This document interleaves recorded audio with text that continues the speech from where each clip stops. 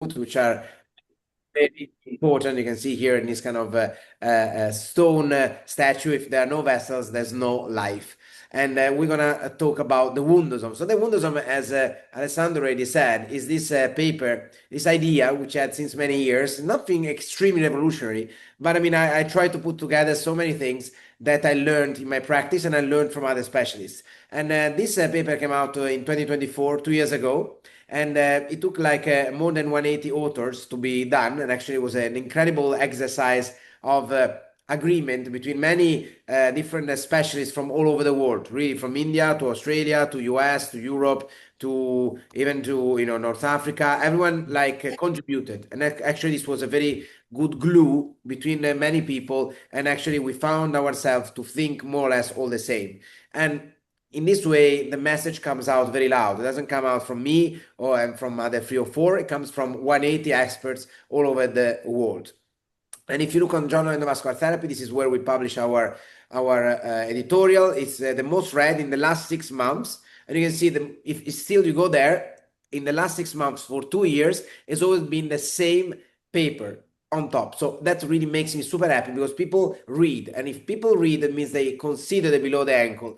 And makes me even more happy that the second paper, the most read, still in the last 6 months, and again from 2024, so it means like it's an old paper, but people still read it, is tips and tricks for simplex and complex below the ankle procedures.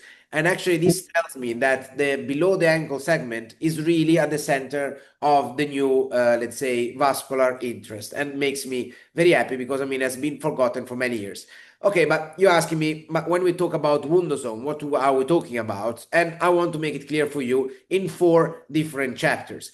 The first one is that below the ankle angioplasty has a big role in CLTI patient outcomes. So usually when people ask me to talk about below the ankle, they want to see me crossing impossible lesions, with wires and showing the material that I use, what I do. But I think that this is not the purpose of what we do today. Today, we're going to go back to reality. And actually, the reality is pretty sad, as I said. People don't even take pictures. They don't even do angiograms of the foot, not even in one projection. Then we'll see that much more, but not even in one, because they think that because they don't treat it, it's like pointless to do any kind of imaging even, and that makes me very sad. Even the CLTI global guidelines, which came out in 2019, you can see here there was a pedal inframalleolar descriptor, just to add to the classification, the glass classification, and even in that official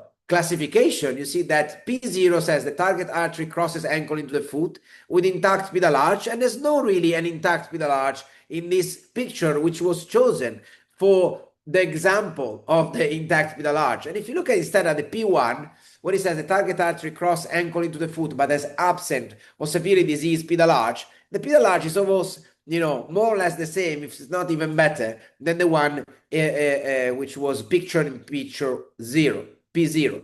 So, I mean, that's really confusing because, I mean, we're talking about the global guidelines, and the guys who did this pedal modifier, as they call it also, they didn't get it right with the pictures. So that's why, we recently in May 2026, so a month ago, we published together with 2 big friends and great operators, Marta Lobato and Agust Iser, 2 surgeons in Spain. This letter editorial say below the ankle disease, implication for chronic limb threatening ischemia patient, assessment and clinical trial design. So it's very important for us to understand that this segment is to be considered on its own. Okay, so if we start from the very beginning, I think there's also a big bias for all of us, especially, in many centers, which are not completely dedicated, is the way even how we run diagnostic. If you look at the scan that are done in CLTI patients, usually with ultrasound, of course, they reach the level of the ankle.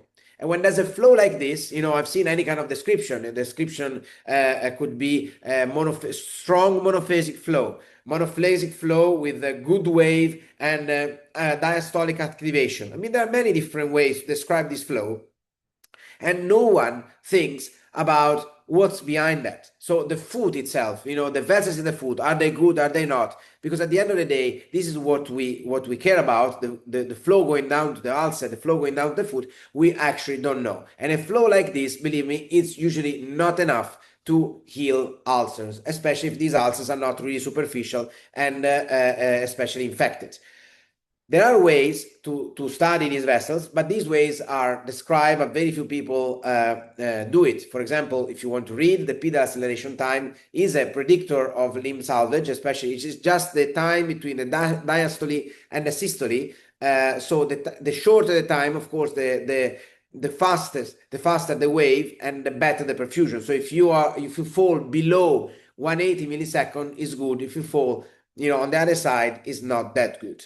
And when I talk about these things, I want to always compare vessels in the food to, this kind of water distribution system. So usually, if you look at the engineering around that, there's a pump which pumps the water. There's a tank where all the water after some treatment gets accumulated. Then there's a main transmission pipeline, the biggest tubes. Then it goes to the approach pipe, which goes close to what really we care about is a distribution network. Because if we stop the water at the distribution network, if the water doesn't come out from the tap, this is where we are affected, because at the end of the day, we don't care about what's before our tap. We care about the water comes out from the tap in some way. And if we miss that water, then of course we miss the source of life, and actually we become very dry, and actually we can even die because of thirst. So essentially, if we go back with the same design to the human body, you can see the same. The pump could be the heart. The tank could be the aorta. The main transmission pipelines are the big vessels like the iliac arteries. The approach pipe could be this SFA pop segment. And for the ones who believe in the tibial vessels, even the tibial vessels, posterior tibial and anterior tibial and fibular artery. But if you go to the distribution network, it's what goes really down to your tap. The tap and the ones who need to drink are the ulcers. So if you don't get the water, the blood flow to the tap or to the pedal vessels, then you are in big danger. Essentially, if you have a case like this, then the foot is starving and the foot will die. Sooner or later, many times, it takes maybe some months, but the foot will die and there won't be any other option than below the knee or above knee amputation. And whatever I'm telling you, it's not something incredibly new. Already in 2018, the group from Florence, where I just joined the hospital 2 years ago, they describe like the positive impact to healing, limb salvage, and survival in diabetic patient comes from the intact pedal arch. So the pedal arch, essentially the last pipe to the tap, is very, very important. So for example, look at this case. This case is a patient who of course had critical limb ischemia with an absent pedal arch. There's a lateral plantar artery which is missing, and dorsalis pedis artery. We're going to go into anatomy in a little bit. So in this case, it was pretty easy. We managed with the Gladius MG PVES, which is a guide wire which makes a micro loop. We managed to cross pretty easily inside the foot arch, and now in the dorsalis pedis, and we managed to cross into the foot arch, and we did an angioplasty. You can see here the difference between the first and the second picture in terms of metatarsal arteries. In the first one, there are no metatarsal arteries. There's no water coming out from the tap. And in the same thing, and we'll go through this is an anteroposterior view. You can see how poor was the flow and how instead incredibly good was after our recanalization. So it's always important to see the angiographic images, but also the fact that there are some feet which heal nicely with this kind of treatment. Of course, the below the ankle angioplasty has also not been really investigated, but there are a few studies which show there was no significant difference in limb salvage rate, amputation-free survival, but it was a very much better wound healing rate in the people who did the below the ankle angioplasty. We talk about 93 versus 60% and 59 versus 38 in these two big studies. I'm telling you that this is not a prospective study. This is not randomized control trials. So the patients who needed the below the ankle angioplasty are very likely to be the ones also that are more let's say, affected by the disease. So essentially, if you achieve to have anyway a similar amputation-free survival rate and limb salvage rate in these two populations, the ones without the below the ankle disease and the ones with below the ankle disease, I think you already achieved a lot, because these patients by definitions are worse. But even if that really doesn't sound to you, I'm telling you that that's something that you need to know. And I don't know if you ever seen this image. It comes from a paper from Mustafa. This is the how deadly and how frequent a pathology is. I'm not talking about vascular, about anything. So in this kind of graph, there's for example esophageal cancer. Okay, it's all cancers. Esophageal cancer is very lethal. So in 5 years, 80% of the people die. But actually, the esophageal cancer is not that common. Essentially, it's less than probably 30,000 cases in the US. On the other side, there's a breast cancer, which has almost 280 cases, 280,000, sorry, cases a year, but at the same time, is not very lethal. So if we put these kind of two parameters together, how frequent the disease is and how lethal it is, you can see the CLI is in a very good position. I mean, good or bad as you want to see it. But, you know, after the lung cancer, the CLTI is the most deadly condition in all the world, even compared to all the worst cancers. And even if you, this is called CLTI, so essentially CLI at the time, but anyway, it was a Rutherford 4, Rutherford 5, Rutherford 6, so including also the patient with rest pain. Now, this other paper, which evaluated 66,000 diabetic patients with a foot ulcer, showed the survival rate at 1 year was 80%, at 2 years was 69%, and at 5 years was 30, not even 30%. So these patients die. And you know, in your practice, these patients don't survive long many times, but they need to have some sort of outcome. And the best outcome for me, for patient, is remaining ulcer free, despite this has not been really investigated. And I think that I agree with this paper. Ulcer free survival days should be the main outcome when comparing the effectiveness of management and prevention of diabetic foot ulcers. So you know how much painful it is for a patient not to have a good sleep because of the pain caused by the ulcer. How much costly is for our national health system to provide care, which means antibiotics, podiatry visits, diabetology visits. So there's so much around an ulcer, which many times is not really even considered like an important outcome.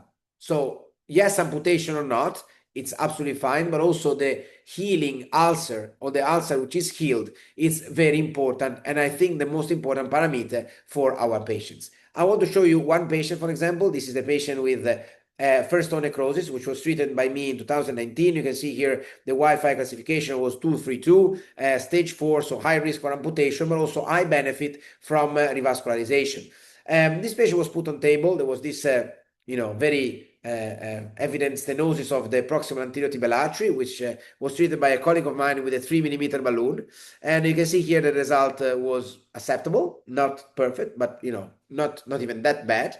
And if you look at the foot, there are 3 steno occlusion at the level of the foot. These were left untreated because, I mean, no one believed in putting a wire, putting a balloon there.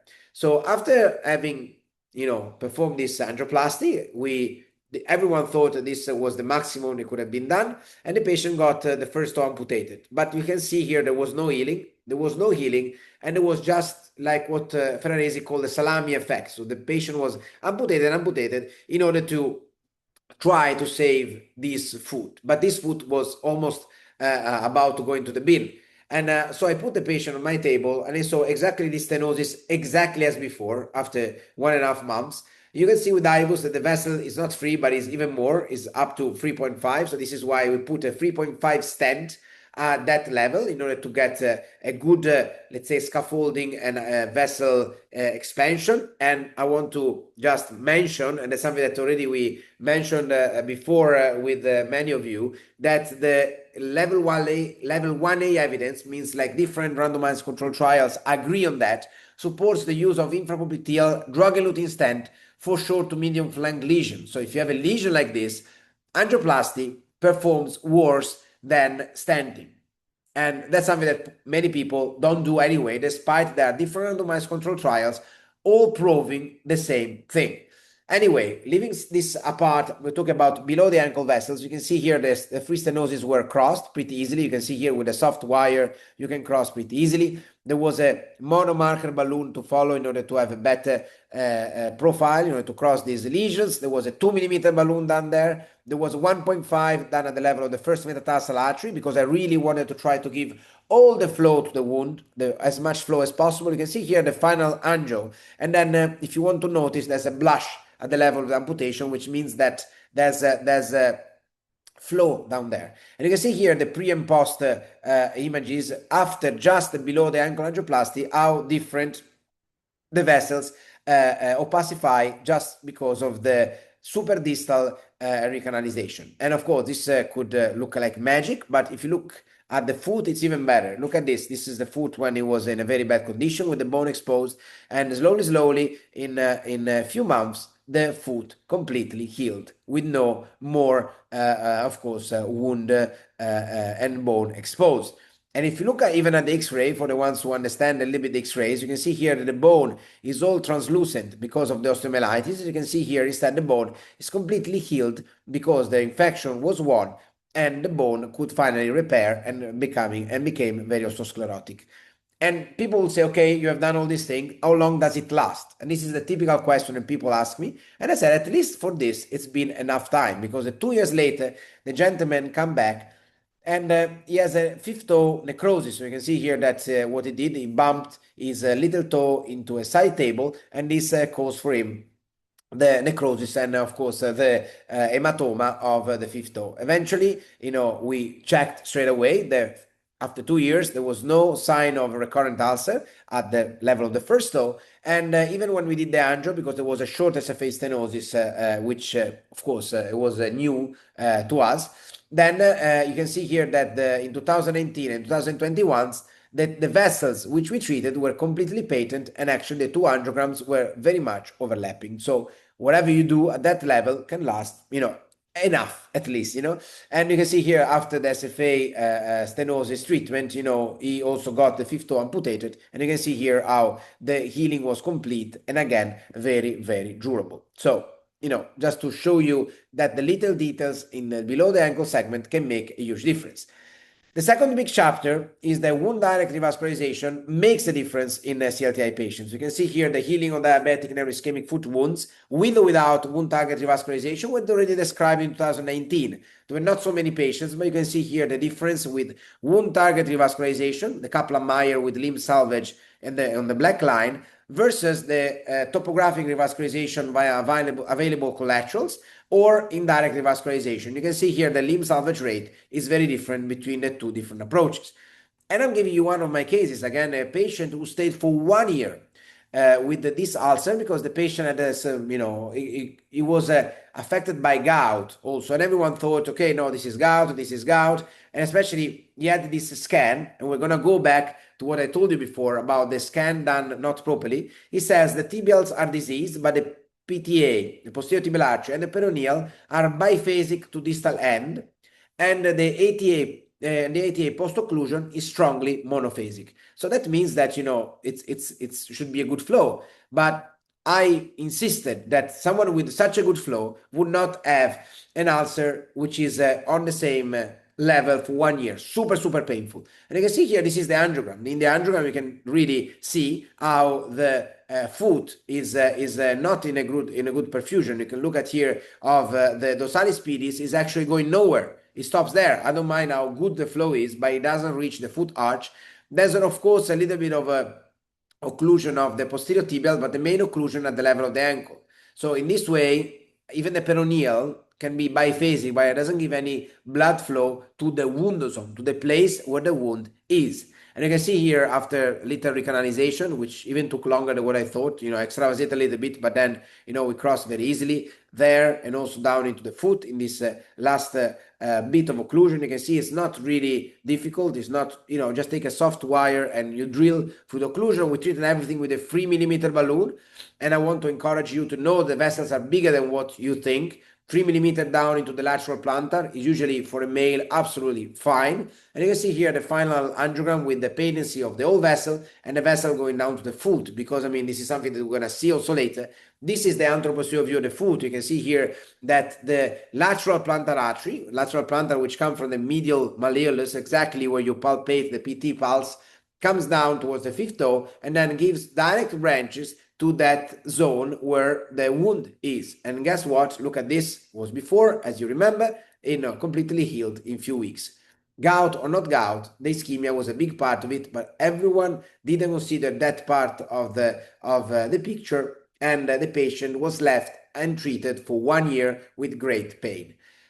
The third chapter is okay. So we know it's important. We know it's feasible. We know it's very beneficial for our patient. But how do we guide our revascularization? How should we decide?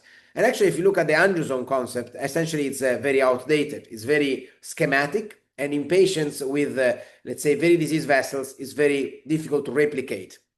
So a paper that really changed my vision about this topic was this one in 2018. It's from Vandenberg and Setacci, and they say that given the variations in anatomy and the variable amount of collateral reserve, the predefined, so the let's say anatomical, topographical angiosomes do not always correspond to the actual distribution of the flow.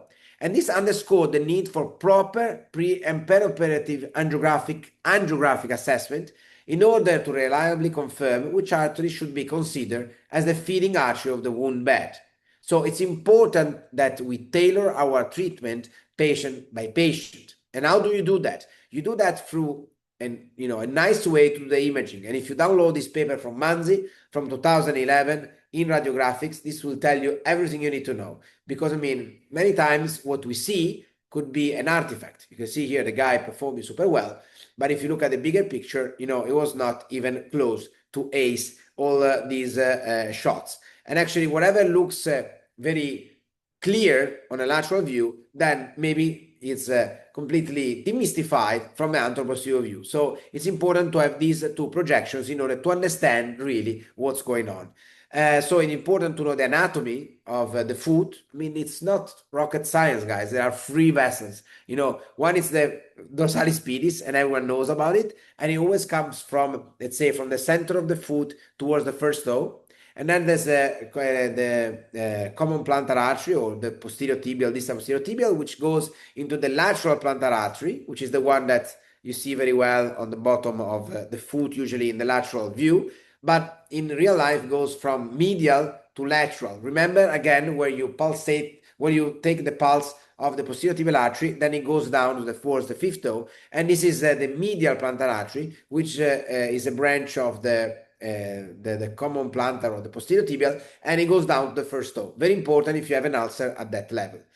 So sometimes it happens that patients don't go for an angiogram, and actually whatever is said is pretty, let's say, funny. This patient was sent to this American colleague with a palpable posterior tibial artery, where you see instead is occluded distally. So it doesn't matter if the vessel there is good, but we need to see what's going on down to the foot. And then dorsalis pedis was heard on the Doppler. So guys, look at this dorsalis pedis. It's completely inexistent. This patient was classified as a non-ischemic. A case of mine, this is a case who came to our attention for a foot attack. You can see here the infection and necrosis of the second toe. And the duplex was done. And again, anterior tibial artery and peroneal were triphasic to the distal.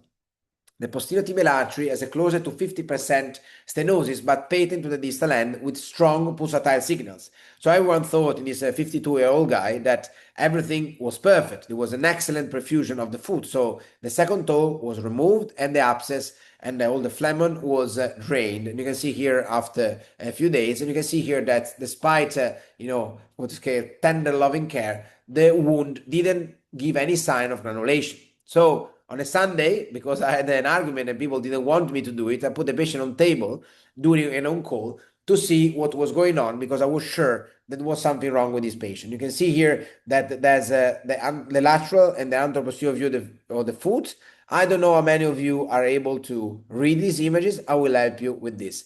So this is the anterotibial artery. You can see here very well, usually on the lateral view with the dorsalis pedis. But essentially, if you look at the anteroposterior view of the foot, which it's impossible to see actually on the lateral view, the anterotibial artery doesn't give any flow for the arch, because I mean essentially should come here and give some flow at this level, but there's no dorsalis pedis. Probably is an absence of the agenetic dorsalis pedis. And if you look at the rest, is the posterior tibial artery, which bifurcates the medial plantar artery, which goes down, as we said, to the first toe, which we don't care because it's not our Woundosome territory. And there's only a very, very, very small collateral, which brings flow down to the main, let's say, protagonist of this foot perfusion, which is the lateral plantar artery. You can see it very well here in the lateral view. You can see here in the anteroposterior view of the foot. Remember that usually, as we said before, the lateral plantar artery goes from medium, so from medial side where the first toe is, then towards the fifth toe. So essentially missing this. And this lateral plantar artery gives the branches to all the metatarsal arteries. So this is a case of plantar dominance, so where the lateral plantar is the dominant vessel. And if we don't recanalize this vessel, let's say the proximal and medium segment of the lateral plantar artery, we won't have the direct flow to the foot that we need in order to heal that wound. So, of course, this is one of the anatomies. There are variants in anatomy. You can study all of them. It has been described already in 1993, so I'm not saying something new. The thing is, we managed to recanalize this artery, which was not as simple as it looks in this very last bit. We did a 2 millimeter angioplasty, and from this, let's say, ischemic situation, we passed to this much improved patency of the lateral plantar artery. You can see here from the artery which was missing there, now the artery is patent again and is giving a very good flow to the toes. And you can see here the presence of blush. But it's not just the angiography pictures, it's more about the wound healing at the level of the foot. You can see here the wound which was not healing, and then after revascularization, slowly started to heal till complete closure of all the tissues. Similar case, a case with, all the feet could look similar. This says the anterior tibial artery is patent despite calcified with triphasic flow. And you can see here that, this patient was left alone only on antibiotics, but it became worse and worse because, I mean, you can see here now it's still a ischemic foot with the necrosis of the third toe, very painful for the patient, quite young. Toe pressure 0.27, and you can see here the angiogram. You can see the anterior tibial artery is more or less the only vessel running to the foot, but you can see here that there's an occlusion distally. So it's an occlusion which involves the main or single vessel runoff, which goes down to the foot.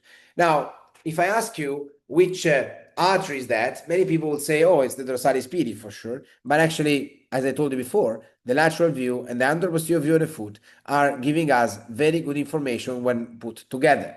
Look at the anteroposterior view of the foot here. So this is, apart from the very slow flow, you can see here that we are missing some segments. First of all, there's no flow down to the metatarsal arteries, and this is where all the problem started because it's an ischemic foot. But if you look at what, as we said before, the dorsalis pedis should go from the center of the foot, where actually we put our Doppler, we palpate the pulse, down towards the first toe. And here it's completely missing. So the vessel that you see in that lateral view is this vessel. And this vessel has been described as the arcuate artery. And the arcuate artery is a vessel you can see here on the lateral view, which is sort of similar to the dorsalis pedis, but goes a bit like on the lateral, go a bit deeper.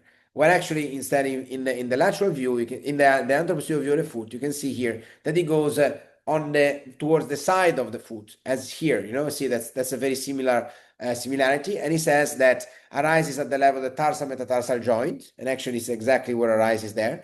And it goes laterally, in turns give rise to small dorsal digital arteries supply the second, third, and fourth toes.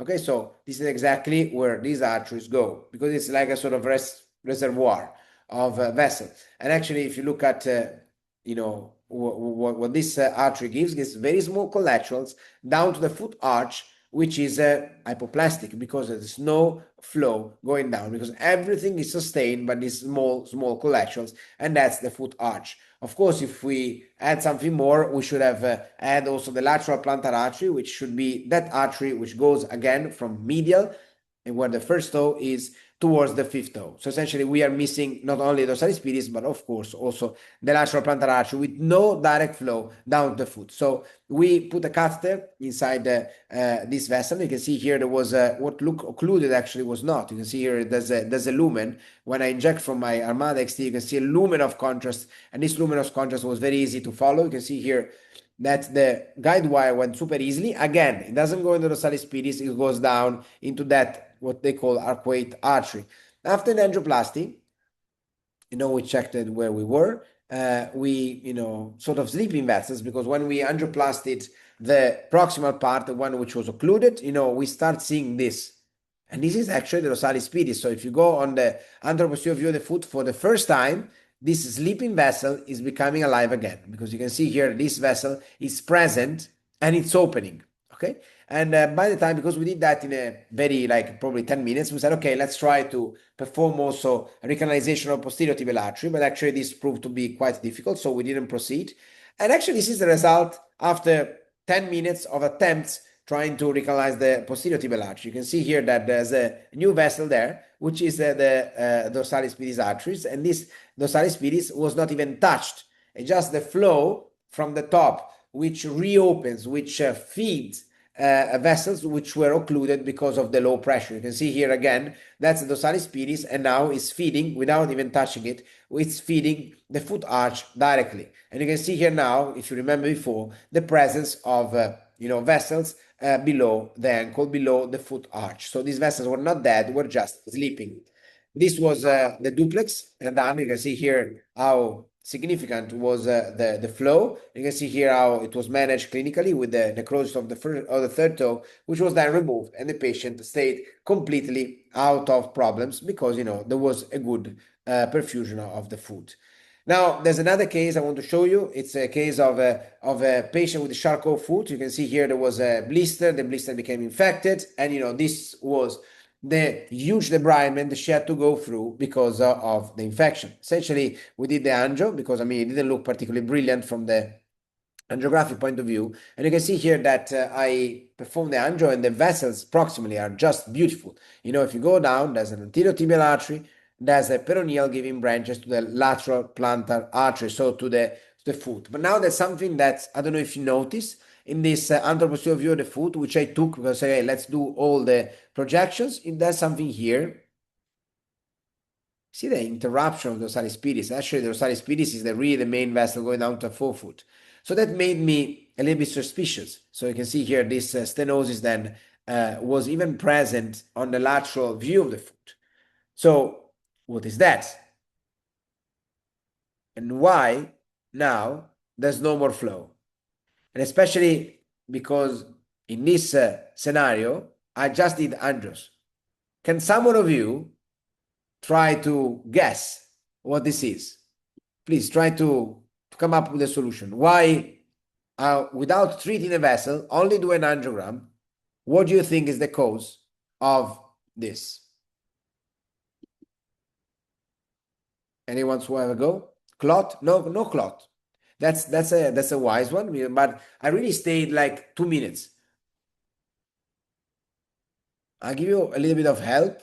Look at the position of the foot.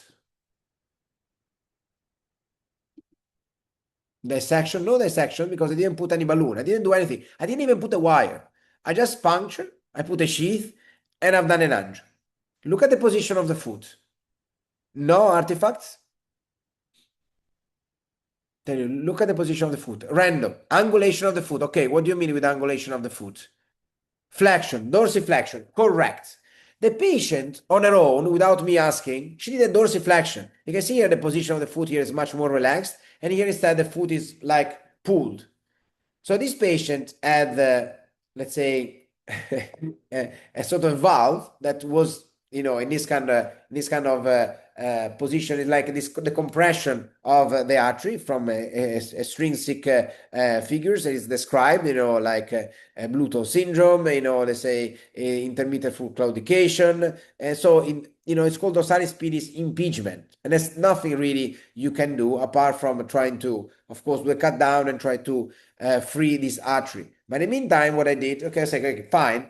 The anterior tibial, we don't have many chances endovascularly. Let's try to do a posterior tibial. And actually, it was very quick to go down to perform an angioplasty and then to check if I could bring some flow down to the foot from that source. And actually, I said, okay, let's try to navigate that lateral plantar artery. You can see that it didn't take me long to go through this. But at the same time, you can see here that by injecting from a microcatheter, I'm not in the right place. So I said, okay, let's go maybe, because of course it was cut down during the artery was damaged during the debridement, the huge debridement of the sole. So I said, okay, let's try to see if I can pass a wire from the dorsalis pedis into the lateral plantar. And actually look at the video with the wire, boom, very, very easy. So I didn't really feel comfortable because if you look at this, where I inject, I'm not where I want to be. Look at where the wire is. Where's the wire? Again, question. Let's see if someone has an idea. Sorry. Where's the wire?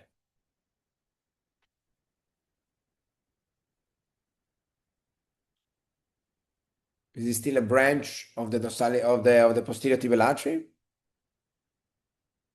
If there's a branch, which branch is that?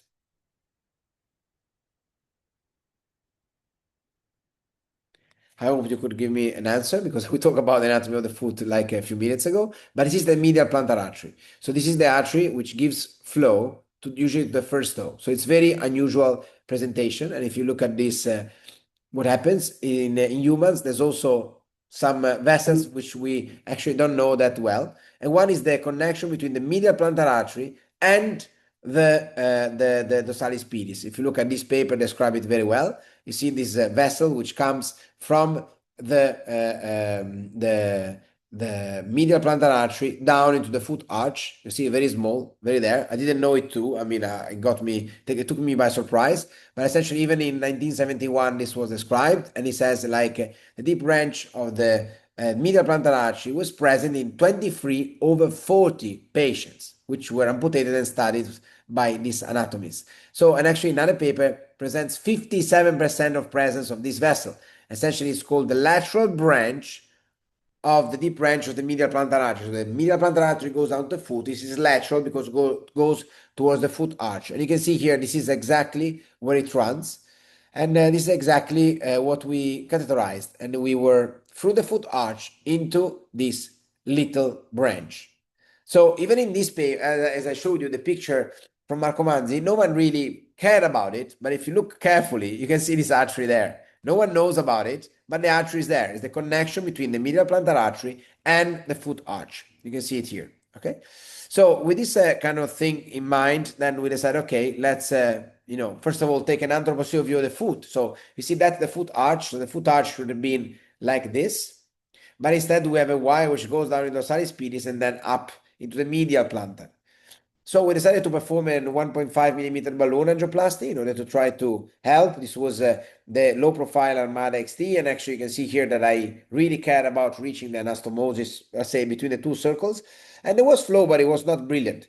So, there's a bit of more blush at the level of the wound, but not much. So I thought, okay, let's be brave and let's put a 2 millimeter balloon. So I put a 2 millimeter balloon there, and the 2 millimeter balloon stayed. It got me a very good contribution. Now you see here that there's a flow into this, let's say, vessel. There's still a stenosis there, which was treated by, again, a 2 millimeter balloon now, not to stress too much these vessels. And I tried to get the images with dorsiflexion, but the patient was tired. She didn't do it. But I have this nice angiogram, which shows that both circles are present from the anterior tibial and the posterior tibial. And you can see here that these vessels are not what they look like, because this is on the anteroposterior view of the foot. You see very well, this is the interruption of the foot arch. So there's no foot arch in this patient. So the vessel, the foot arch vessel stops there. But if you look at what connection is like the medial plantar, just a little bit of overlapping with the lateral plantar. But here you can see very well the dorsalis pedis going down, feeding the arch, and then the medial plantar artery here, which was recanalized because it was occluded last week. Then you see here that there's a sorry the week before it was a completely patent and giving flow down to the foot arch. And what you can see is like in the next video, I will tell you before, so at least you understand what you're seeing, is the competition of the flow depending on the position of the foot. Look at this. Dorsalis pedis, dorsiflex. Now feed it up. Stops. No more flow. Down again. Up again. Down again. So you can see how the dorsalis pedis was intermittent with the position of the foot. And you can see here the posterior tibial Action.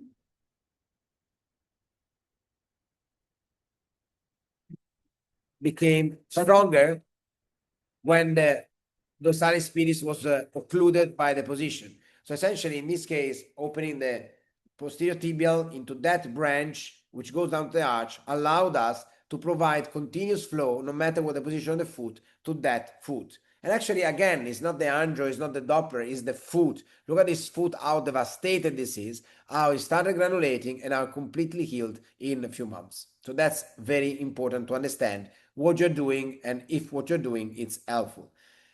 So can all the patients be treated like this or need to be treated like this? The answer is no. The foot angiosome paper is a very nice paper. I suggest you to download and to read it. It says very clearly the wounds are different and the requirement for blood flow for healing is different. So the value of revascularization, and particularly at that time the angiosome target revascularization, varies according to the type of wound. Deep or infected wounds can require direct revascularization for healing, while superficial uninfected wounds do not. Of course, we're talking about here major tissue loss or tissue necrosis. So everyone wants to be Superman. Everyone is happy to succeed in all the interventions, but sometimes you cannot go. You cannot make it. So this brings me to the last point. So at least I will stop talking for you. Probably you have enough of me, but the question open is, can foot collaterals be enough to achieve good wound healing? And actually, this topic was also faced by Taylor himself, the one who described the angiosome, and who said the functional angiosome is the volume of tissue that clinically can be isolated on a source vessel. And this area extends beyond its anatomical territory in order to capture an adjacent territory if connections are by choke anastomosis or more, even if they are true anastomosis. So what does it mean? It means that different kind of angiosome can communicate if there are vessels which communicate and they transfer the blood from one territory to another one. So the single physiological entity becomes effective as long as three angiosomes are connected by true arterial collaterals. Because I mean, true collaterals, like in the foot arch or large collaterals, can ensure vital compensation. Where instead, sorry, choke collaterals, less than 1 millimeter, can only partially compensate, especially in patients with major tissue loss, and sustain through indirect revascularization. And we have seen before the stats about direct versus indirect revascularization, or even by small collaterals. This is particularly the case of peroneal arteries. The peroneal arteries is the artery which normally, if we do an angiogram on ourselves, would be very small because it's just a reserve vessel. When one of the two arteries, the anterior tibial or posterior tibial, goes down, the peroneal feeds via anterior and posterior branches these vessels. And you can see here, for example, this is the peroneal with a big branch for the let's say distal anterior tibial artery. Here there's a peroneal giving like smaller branches, but they perfuse both the anterior and posterior circulation. Where you can see here, actually, the foot arch is semi-intact. So how do we measure the amount of flow which we can get from collaterals? I mean, there have been like different attempts. One of them is the very fancy to look the foot perfusion from Philips. You can see here the amount of blood, which is an indication of quantity in terms of color, but also the velocity that the blood takes to reach the point A or B that you want to set up. But essentially, the scribe for the first time 12 years ago has been removed from the market because it was not completely reliable. Even on the same patient, you could have very different let's say, measurements. Of course, there are new toys for this. For example, the Profusa has created this little sensor which has been positioned underneath the skin, and with the spotlight to the lead, the wavelength detaches and of course gets back to the probe in order to understand how much blood perfusion there is. This is an implantable little sponge. Let's say it's a Lumi oxygen called, and it needs to be implanted, and it stays there for 6 months to 1 year in order to give you also not only the intra-procedural feedback, but also the long follow-up feedback.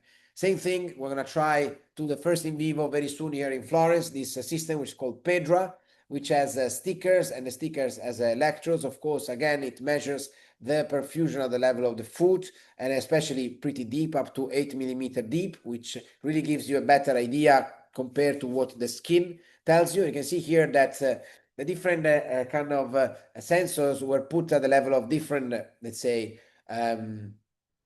places in the foot. And you can see here when there was an SFA treatment, these sensors move all together. You see, like, of course, the improvement in the blood in SFA affects all the woundosome, all the angiosomes of the foot. But when there's a tibial treatment of the anterior tibial artery, which is called A, you can see here that the light blue measure of the blood flow is very in the territory of the anterior tibial artery. In that case, measures very different kind of improvement in revascularization compared to the other two, which stay quite still. So in the meantime that we're doing this study, how do we want to do it? Keep it simple. As I said before, pedalar acceleration time to understand pre-procedurally, intra-procedurally, and post-procedurally how good the vessels are. And as I said again, 180 milliseconds from the diastole to the systole, it's a very important parameter in order to understand how good is the circulation in the foot.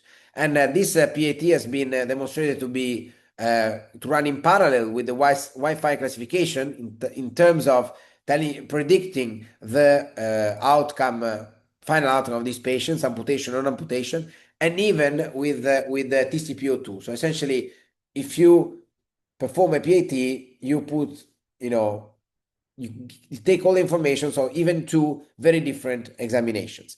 I want to give you the last example. This is a case of a patient with an ulcer at the level of the lateral aspect of the left foot. Here, of course, says the posterior tibial artery is occluded, anterior tibial artery is occluded, the peroneal is occluded with this damp and monophasic signals. This was the angio.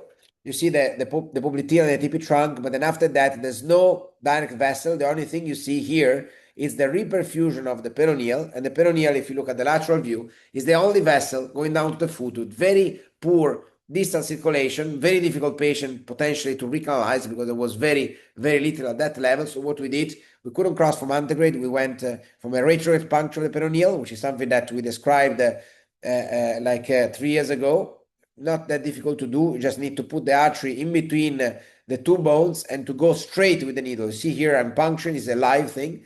I'm going straight on the top of the vessel. And then after the first stop, which is the interosseous membrane, we got into the vessel. We advanced the wire. We managed to cross where it was impossible to do it before. You can see here the contrast extravasation. The wire went up so easily that I thought I was in a vein.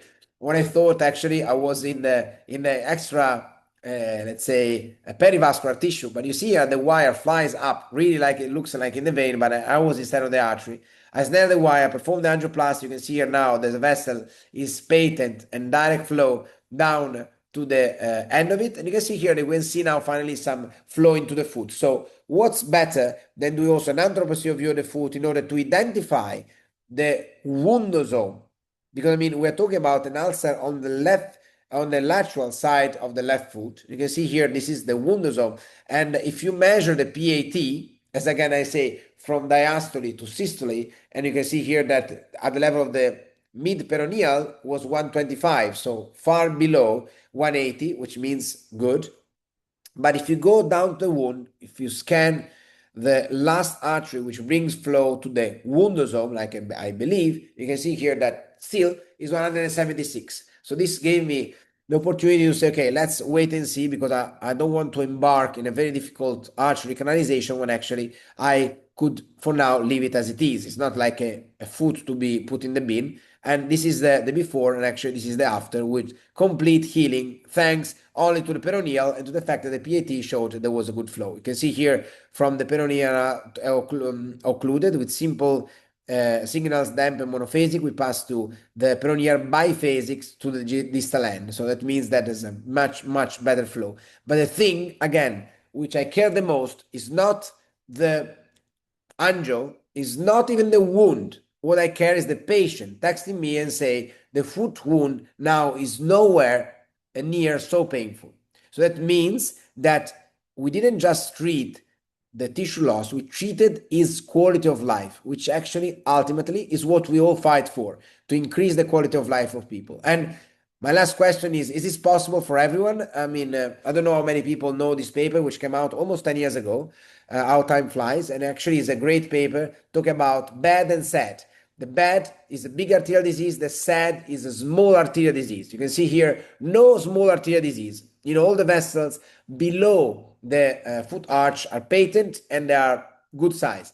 This is moderate small arterial disease. You see a patient with vessels below the foot arch which are not great but still, you know, acceptable. This is a severe SAD. You can do nothing to these patients. Even if you recanalize the whole foot arch, they will always have very bad vessels down to the toes, and these are the typical diabetic and dialysis patients. And if you look at the how validated this was in the clinical practice, this is the five steps max score index, which is very easy to be obtained on the lateral view. And on the anteroposterior view of the foot, you can see here there are three territories: dorsalis pedis, lateral plantar, first metatarsal artery, and the score says, is there more than 2 centimeter calcification which is recognizable on X-ray? Yes or no? Pam, pam, pam. Then 4 and 5 is the very last part of the metatarsal artery, and all the other metatarsal arteries, second, third, fourth, and fifth toe. Is there more than 1 centimeter of calcium there? Yes or no? A spot 4 or a spot 5. If there is, you know, then you put everything together, you sum all the points up. If you have 4 to 5, you have a severe microarterial calcification pattern, which actually has been described like incredibly matches the SAD, so the small arterial disease score. So whatever is there's calcification at that level, there's also small vessels, because the small vessels are full of calcium. So the SAD and MAC actually are the same disease. It's the same kind of pathology, as I said, especially present in patients who have like diabetes and dialysis. So from now on, I will talk about SAD-MAC, and to cut it short because all time is almost gone, it's you can see here how these patients with severe MAC perform very badly. These are the Kaplan-Meier showing the wound healing. These are the wound which never healed. The salami effect, how many times people go for several amputations without getting an effect. You can see here that, you know, the lowest, you know, the worst is always performed by people who have severe SAD MAC score. And again, you know, there's a never-ending story, you know, freedom from major events and recanalizations. Again, the one with the high MAC SAD score are the worst. So is it only an Italian thing, or is everywhere in the world? Actually, it's been demonstrated also in other multiple centers. Like the MAC score is the strongest independent predictor of major amputation. So if you put a patient, you take an X-ray, lateral and anteroposterior, you already know if this patient is about to get an amputation much easier. You can see here, even in that other paper on Journal of Vascular Surgery, the hazard ratio of diabetes and a Y5 stage doesn't reach the one of the MAC score. So the Y5, which means is the best considered score for you know, the prognosis of a foot, is overtaken by the MAC SAD score. So independently associated with persistent distal ischemia and major amputation. So in patients like this, where there's no flow, this is of course the new wave of DVA, so to create a shunt between the artery and the vein in order to develop new vessels. You can see here the huge difference with the perfusion of the foot obtained in a reverse way. And this is, for example, a case of ischemia, which was then treated with DVA, amputation, of course, free flap without closing the margins, skin transplant. You can see here how the foot was completely saved and the patient was able to live his normal life walking around freely. My final statement, what's on the agenda then? We need to promote a Woundosome-based culture, and I hope that many of you are still online and they loved this kind of new way to think about the perfusion of the lower limbs. Of course, we need to include below the ankle assessment, the future randomized control trials, even the BCLI and the BASIL 2, classify everything with the tibiopedal disease, where actually these things are a complete different entity. And we need to move from a technique-based approach towards a health-related quality of life metric. So I don't care so much about if there's an amputation-free survival or amputation rate. I care that the people heal the wound. So a limb saved doesn't mean that the quality of life of the patient is improved. Actually, sometimes it's not even that much. If the wound is there, it's painful, and it requires a lot of care. We need also to validate a standard method to quantify the flow at the wound level with clinical correlation. So we see, okay, I revascularized. Am I happy? Do I need to stop? Do I need to go forward? Is what I did adequate to the clinical picture of the patient? And we need, of course, a more intense collaboration between different vascular specialists to create these kind of meaningful trials. Always remember, we're treating not images, but patients. And these are the patients we need to take care of. These are patients who need to be followed with time and, of course, with a multidisciplinary team in order to heal this wound. Because, maybe you cannot even succeed, but as Patch Adams says, you treat a disease and you win, you lose. But if you treat a person, I guarantee you will win, no matter what the outcome. And for this reason, I invite you to Florence. If you want to learn more about this, you want to be with me in theater, we can organize, time for you to join our unit, which does a lot of different kind of course, interventions in the aortic and in the peripheral. And I invite you all to FYA. It's going to be in March 18 to 20 in London. It's a congress which I set up. It's very informal, very much case-based, with a lot of interaction in order for people to really, learn from each other under the, let's say, hashtag sharing is caring. And with that, I thank you for your attention. I hope that you are not overwhelmed by all this talking.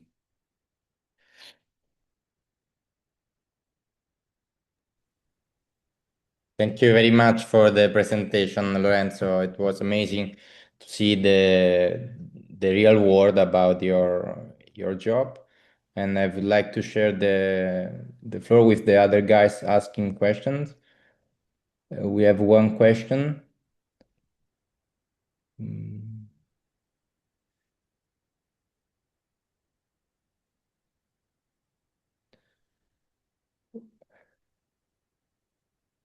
So it mainly ask how can we include the Woundosome concept in the glass classification. So that's a very good question. I tried also to touch on this briefly. The thing is like the glass classification, as we said before, includes this kind of pedal modifier. The pedal modifier actually has been there. No one really cared about it because in every kind of study that's been done, no one cared about including a different classification of what's called tibiopedal disease. So first of all, I have to say there are two different classifications. I mentioned in my paper on European Journal. So if you want to download it, I think it's a very good summa. The first one is the Cavarada classification. The Cavarada is a very, very simple because it's very much similar to the pedal modifier. There are two vessels going down to the foot, Cavarada 1. There's one vessel going down to the foot, which is 2A, which is the dorsalis pedis. 2B, the posterior tibial. So there's one single vessel instead of two going to the foot. And the third, Cavarada 3, is that there are no vessels going down to the foot. And I've seen people saying, oh, this is too complex. I mean, guys, too complex, say there's one vessel going down the foot, two vessels going down the foot, or no vessel going down the foot. This is not very difficult. The other classification is done by Alexandrescu, who's a professor from Belgium, is a great guy, and actually is a very let's say, complex classification, but very exhaustive. So it's very difficult, in my opinion, to include that in everyday practice, because it doesn't really, it's not very easy to be digested by most of the teams.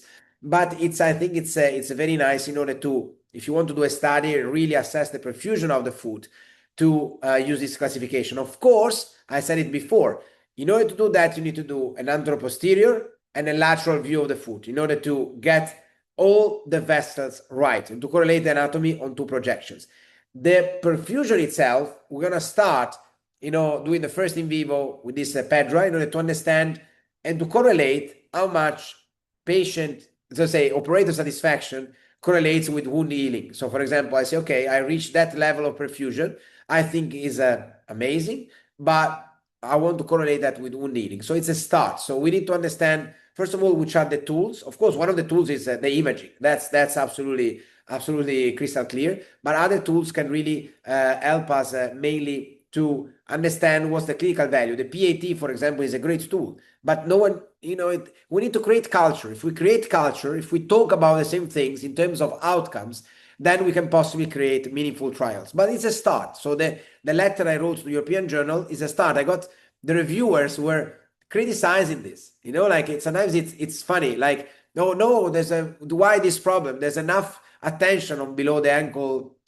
vessels. There's not. We can't, overlook this problem. Let's face the problem. Let's try to create something different. So I don't know if I answered the question, which was very well written and also very spot on. But this is more or less the way I think it should be done. Thank you very much for a response of my questions. Yes, it's Thank great for this, and nowadays it's difficult to appreciate which type of the vessel you must revascularizate in these situations. It will be more great to use in the like of the guideline for this concept.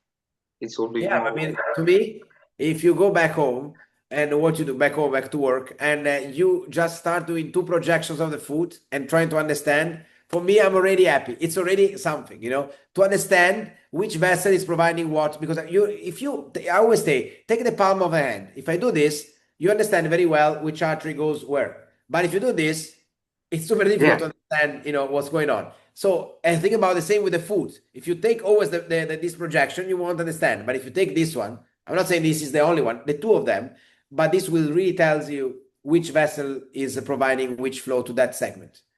Yes, the good diagnosis. This is the best. Thank you. Thank you very much. Lorenzo, we have one more question. Does vessel preparation have a place in your practice? I mean, yes, it's a very good question. I think that we are moving towards an era where we understood that the secondary interventions, which usually are the Achilles heel of endovascular recanalization of lower limbs, are caused by the vessel simply recoiling. And it's been demonstrated already for the proximal tibials, where, as I told you, the stents have the best patency rate in short to medium length lesions, because the vessel just recoils, but we can't stand like 30 centimeters of vessel. So essentially, vessel preparation, especially in these patients with very diseased and calcified vessel, plays an incredible role in terms of achieving a better luminal gain, but also a better compliance. So it means the vessel, I have videos that, of course, I have 1,000 presentation, but in that presentation, that this vessel, which I treated with Shockwave, for example, Shockwave E8, which is a new tibial catheter, very long, in order to treat longer segments, that it's super calcified. You can see the two rail of calcium, but then the vessel is pulsating again. This really brings us to a different level, the level of the bypass, actually, because the level of the bypass is, I love bypasses. I love the fact that they pulsate, as destructive they can be for a patient, but there's a complete new conduit. And especially in vessels which are that diseased, if we move from let's do an angioplasty and let's see, to let's prepare the vessel such that the vessel will accept and will, physiologically fill with flow and with arterial flow, then this is where we want to aim. We have one more question, maybe two. Okay, what is your go-to wire for the more calcified BTK pedal lesions? And the second one, how many of your colleagues are focused on BTK disease? How do you organize this care? Okay, that's the very good questions, very technical. So there's no like I always say wires are like cars. If I tell you which is the best car between a Ferrari, an Audi station wagon, like a Fiat 500 city car, or a tractor, which is the best one? You say, okay, maybe we'll say the Ferrari because it's more fancy, it's faster.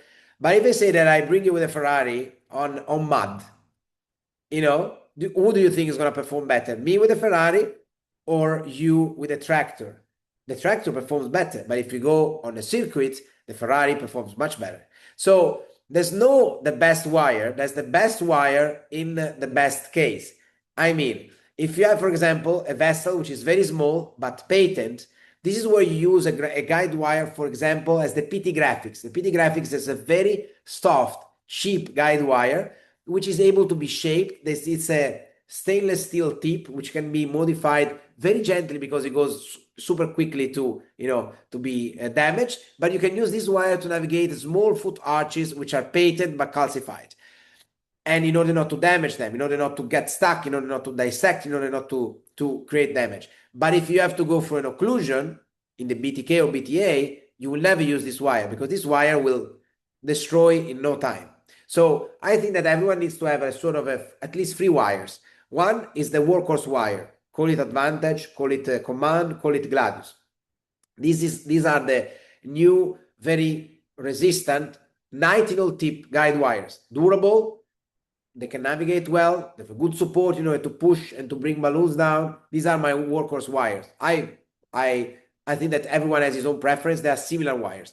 Then there are the CTO wires, okay? And CTO wires can be, let's say, more or less aggressive, but for example, the halberd wire from Asahi has also a micro knuckle, which really helps you in, directing the wire where you want. This is a guide wire for occlusions, which are calcified, and you cannot cross easily with a soft tip guide wire. So you need to have something more stiff in order to try to navigate drilling, but not pushing, because if not, the risk is to go out with this wire. A Stato wire from Asahi, again, it's a wire which is a straight, again, even more stiff. So the tip is more rigid in order to try to penetrate this calcium. But at the same time, also, you need to have, these 3 wires. Oh, sorry, I said already 3. The PT Graphics one was very soft, the workhorse wire, and 1 CTO wire. You can use, the Proceed from Abbott. Use whatever you want. Every company has these wires. They approach CTO from Cook. But the important thing is to know that every company has different wires which do different things. So you don't say, oh, I use an Advantage, doesn't work, give me a Command. Doesn't make sense. There's an Advantage, there's a Command, and there's a Gladius which doesn't work. Please give me the halberd, because this lesion is too calcific and you want to stay intraluminal. Another guide wire I mentioned also in my presentation, which I really like, is a Gladius MG-PVES, because it's a guide wire which has a micro loop.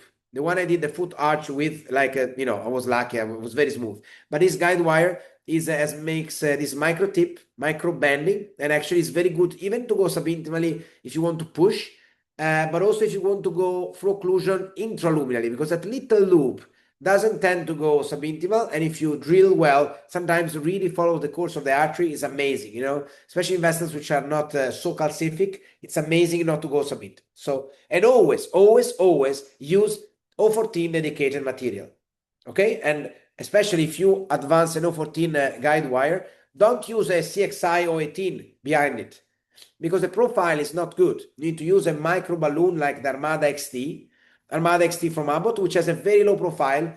You put a long sheath, and then you have enough support to go through. We published like a few months ago another paper which called all the ways to cross what the guide wire passes, but nothing else crosses.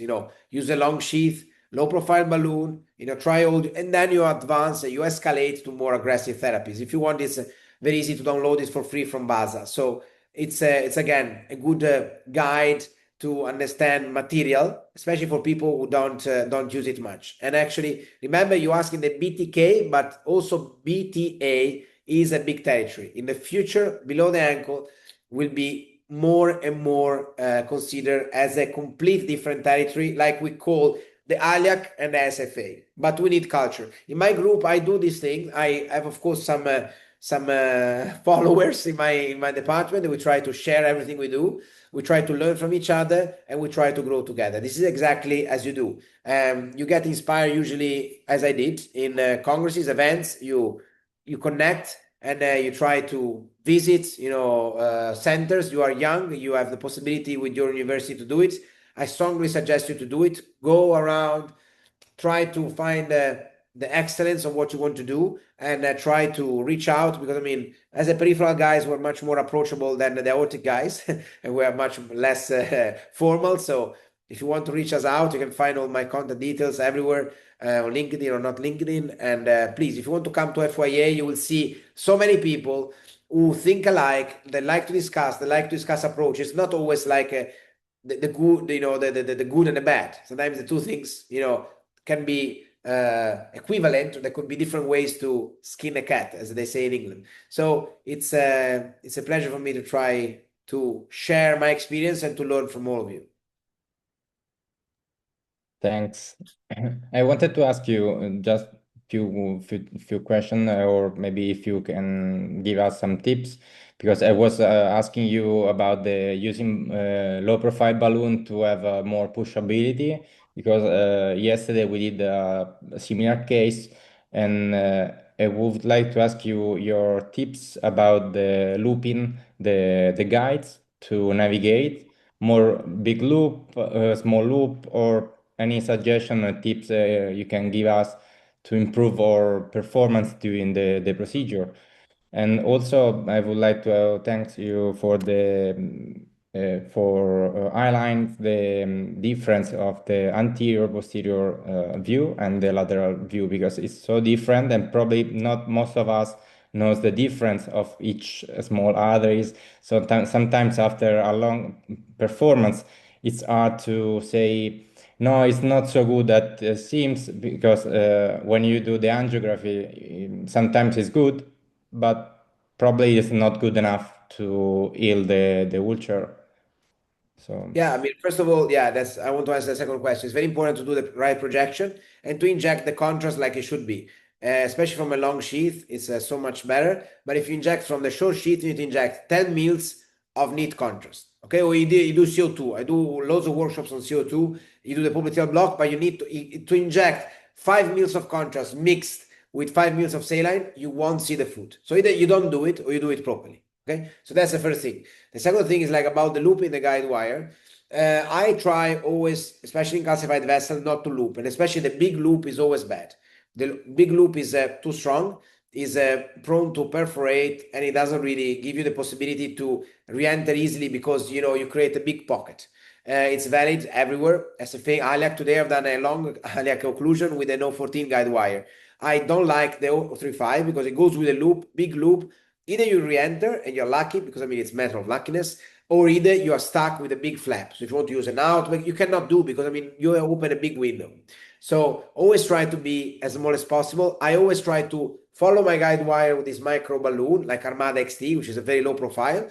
And by following the guide wire with this balloon, I try to penetrate the plaque and keep the wire intraluminal in order to navigate that little channel that many times is there. If I have to loop, I try to use the Gladius MGPVS, which makes a very small loop, and I try to advance and rotate.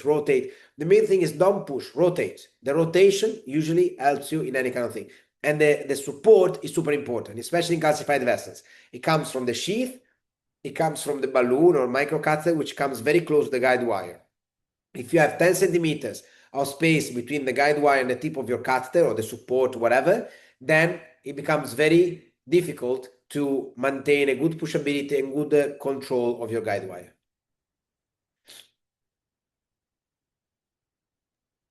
thank you very much.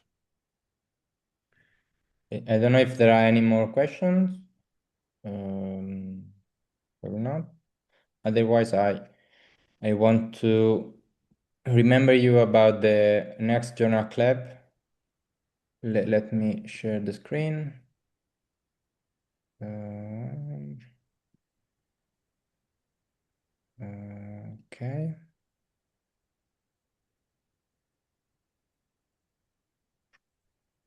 Do you see the screen?